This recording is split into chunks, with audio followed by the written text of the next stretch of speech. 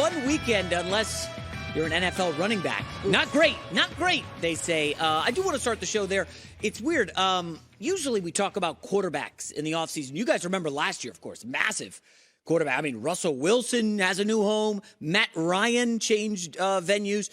Carson Wentz to Washington. There was the Aaron Rodgers drama. Usually we talk about quarterback drama, and there is none this offseason. Other than Aaron Rodgers going to the Jets and everything's kumbaya over there, there isn't one quarterback controversy in the league, and there's really nothing sexy about the rookie quarterbacks. None of them are expected to do great.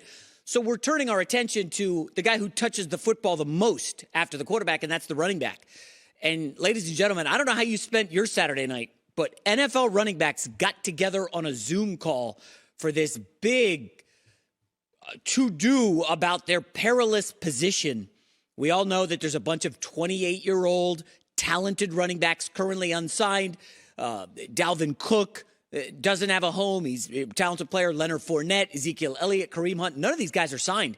And then you've got Saquon Barkley and Josh Jacobs kind of holding out. Well, Austin Eckler apparently led this call. Shout out to Austin Eckler, a man of action, not just words, man of action. And unfortunately, it didn't go great. Here's Nick Chubb, the best running back in the NFL of the Cleveland Browns, talking about that huge Zoom call over the weekend. Boy, that is extremely disappointing, but accurate. It's almost like a new car. You know, I've talked about it on my old Saturday radio show. One of my favorite books of all time is called The Millionaire Next Door. And it said, never buy a brand new car. Just never do it. Because you drive it off the lot and it instantly goes down in value, a depreciating asset. I only bought one new car in my life, and I did it when I was a young single guy trying to impress girls. Newsflash, guys. The ladies aren't impressed with the new car. They don't. And if they are, probably not the girl you want. At any rate, you know, Nick Chubb is spot on. The running backs are in a tough spot. They really can't do anything.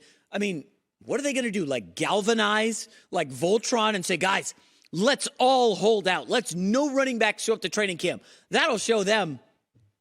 Unfortunately, something like that's not going to work because there is always someone ready to come in and say, you know what? I got to put food on the table. I will gladly carry the football in Arizona or Atlanta or wherever you want. There's guys in the USFL that will gladly take the jobs. So ultimately, this comes down to the individuals. Enter Saquon Barkley in New York. We know Josh Jacobs with the Raiders. Listen, they're going to be bad whether he plays or not. Saquon Barkley is the one guy who maybe kind of controls his situation. Now, I have said a lot of nice things about Saquon Barkley. I do believe he should have been paid by the New York Giants. But if you're in Barkley's camp right now, a lot of people are going to say, Saquon, you don't want to become the next Le'Veon Bell. Remember what he did? He held out in Pittsburgh, said, I want to get paid. You're not going to pay me. Okay, I'm out. Ends up with my New York Jets. And I saw Saquon with the Jets. Didn't go well. He did not look good at all. And essentially his career just petered out after that. He had a shot with the Chiefs. It didn't work out. But what's interesting about Saquon's case is Le'Veon Bell was in Pittsburgh with Ben Roethlisberger, a really strong offensive line, and this receiver in his prime by the name of Antonio Brown. Okay? You lose Saquon, that team's still going to be good. That's still a playoff team. Oh, sorry, if you lose Le'Veon in Pittsburgh, that's still a playoff team. You lose Saquon in New York, not the same thing. And that's where it gets interesting for Saquon Barkley. I'm going to put the schedule up here of the New York Giants early in the season. Take a look, ladies and gentlemen, okay? If you go by the opener against Dallas, you know, they're at home. I think Dallas wins that game. Giants are at home, but no home field advantage against the Cowboys. Give them the Arizona win. What's going to happen in those next 4 games? San Francisco, clearly better, will be favored. Seattle, you could call it a toss-up in New York. They got to go to Miami and Buffalo, back-to-back games. They will be underdogs. There's a real chance they open the season 1-5. Is that possible? Can you see a 1-5? And then what? 1-5, no Saquon Barkley. Then what if you're the New York Giants? So again, it's tough for me to sit here and say, hey, Saquon, hold out. You should do it. But listen to what one of his teammates, Xavier McKinney, who was a safety at Alabama, he wore the green dot on the defense last year. He calls the plays on the defense. Very integral player on the defense. Listen closely to what Xavier McKinney said about Saquon Barkley's situation. You hear that closely? A lot of guys in that locker room. I just told you he's one of the defensive leaders on the team. So I'll give Colin some credit. He's been early on this, but we are shaping up to have a fractured locker room in New York. And I know Saquon's talking the talk about maybe I sit out the opener against Dallas. Saquon, maybe you push it further. And again, it's easy for me to sit up here and say, Saquon, don't take paychecks for the first 7 weeks of the season or whatever it is. But, if you want to be a principled guy and you want to say, you know what, you guys shafted me, I think a lot of players in that New York locker room, based on what Xavier McKinney just said, would understand. And I will remind everybody this. Daniel Jones has been in the league 4 seasons. His first 2 seasons, he was a turnover machine, led the NFL in turnovers, interceptions, and fumbles. They've slowly ticked down every season. Last year, he threw a whopping 15 touchdown passes and had the fewest turnovers of his career. I think we attribute a lot of that to Brian Daboll. Why is that? Brian Daboll said, bro, hey, be a game manager. We're not forcing anything. We got Saquon Barkley. He had 1,600 yards from scrimmage. Again, it's easy for me to say up here, hey, Saquon, do this. But I'm just telling you guys right now, the most important guys in that New York Giants team. Number 1, Brian Daboll, the head coach. He's an offensive genius. Number 2 is Saquon Barkley. Daniel Jones would be number 3. I firmly believe if Saquon sits out, they open 1-5. New York will have a new outlook on what it thinks will be happening this season with Saquon Barkley. I want to quickly pivot to Mr. Lionel Messi. I don't know how you guys spent your Friday night, but I was watching the Women's World Cup, and then Messi comes on around the 50th minute on a different channel, and I'm toggling between the games. Oh, boy. So you guys know I'm a big soccer guy. I own part of a team in the top league in Mexico, and I follow soccer closely.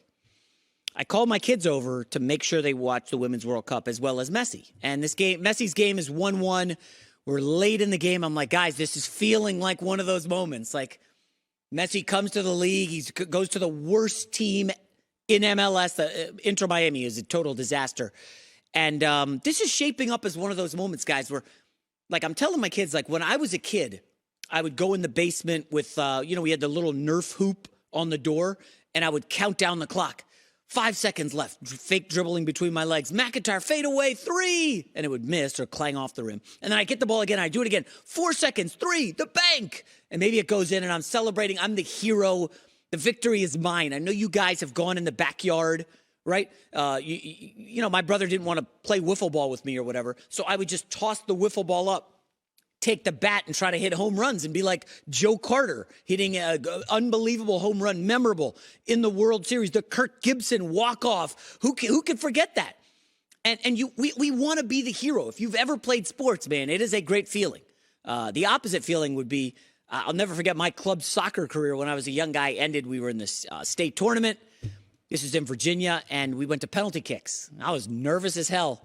And I could see, like, we had some good young players coming up, and this is probably going to be my last year. I was a late bloomer. I was getting knocked off the ball. It was frustrating, and I missed my PK. And the dejection, it was real. But the opposite is also true.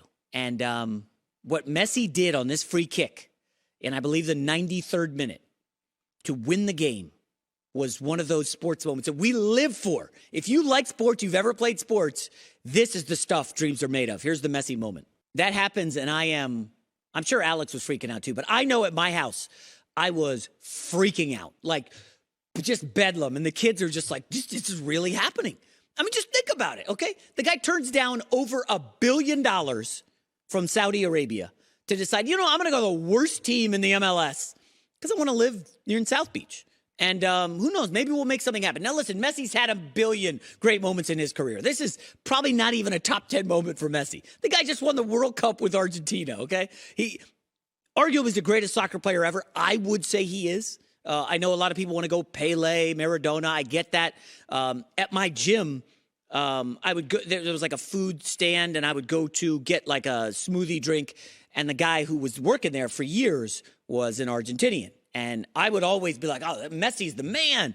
He's like, no way, Maradona won a World Cup. Messi's never won a World Cup. So, of course, as soon as Messi wins a World Cup, I go in there, I'm like, Messi, he's the greatest now. And the guy starts laughing. And Messi's done a lot of great things. For me, this moment right here, it was less about the MLS and the exact moment. It was a Liga's Cup game, which I don't want to get into. But, like, it was a big win for Miami and the fans. But you guys know who else was there, right? You saw LeBron, Kim Kardashian, not as important, but, the camera loves her. And LeBron hugged Messi. I saw they gave each other a shout out on social media. And one of our smart producers today was like, you know what? Messi's kind of starting something in Miami the way LeBron had his little heatles. Hey, guys, come down to Miami. We're not going to win not one, not two. And now all of a sudden Messi's bringing some pretty renowned international players to come play for Inter Miami. Maybe there's something cooking there. And it's fun, but I don't know about you, Alex. I absolutely love that moment. That's everything sports are about, at least to me. And again, this isn't a highlight of Messi's career, right? This is way down the list. He's done some amazing things. But as a sports fan watching that, I loved every moment of it. It was a magical debut. It's exactly what you expect and what everyone knew he was going to bring to the game. It's why ticket prices went up 10 times. That's why jersey sales went insane. That's why the value of Inter Miami just blew up the moment that he signed there. I was watching both this game and the U.S. Women's National game at a soccer bar underground, and the whole place just erupted. I mean, there was just so much passion and love, and I think Messi can be the guy that really takes U.S. soccer, the MLS, to that next level where it is across the world.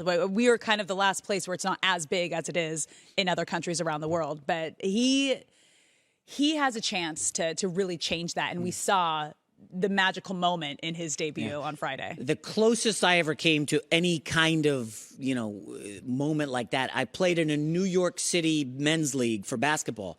And, you'd go to gyms around the city, and we were down 2 with like 5 seconds left, and I hit like a 30-foot three-pointer. And, of course, the crowd goes wild. There was no crowd. It was just like the 10 guys the crowd on the in team. your mind. Yeah, and it was just one of those moments that my guys ran up to me and picked me up, and I felt like a hero. It was an amazing moment. And it's like, I can't even fathom what was going through Messi's head as the stadium's erupting. I mean, social media goes off. This is what he does. He's the best. Yeah. This is why you bring somebody of his caliber over to the MLS and to the United States, because moments like these are his bread and butter and what he does. And the moment he steps up, something special is going to happen. Hi, everybody. Thanks for watching. Subscribe here to get the latest from the show. Also, be sure to check out more of the best clips from The Herd, or go watch a few segments from other shows on FS1.